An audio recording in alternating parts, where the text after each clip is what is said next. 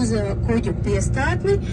Piebrauksim jau pēc mirklīša, tur mūs gaida arī pārējie mūsu turisti, kas mums pievienosies. Mazliet es tātad esmu izmainījusi ar Ibrahimu kopā programmu.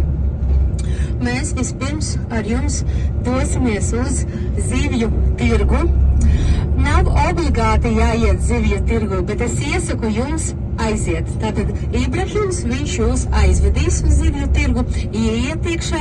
Tur arī notiek tāda veida kaulēšanās, jūs neticēsiet, bet arī kaulēšanās par tātad zivīm un tātad jūras veltēm. Pēc tātad šī tirgus mēs ar jums aiziesim līdz kuģu piestātnei, marīnai. Kā es minēju, tas ir visdārgākais rajons šeit Hurgadā.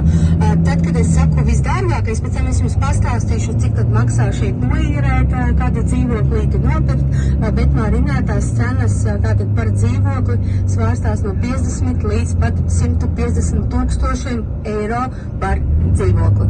Ja? Protams, ne katrs eģiptietis var atļauties šādu dzīvokli. Marinā es jums arī iedošu brīvo laiku, lai jūs varētu mazliet pastaigāties, jūs varētu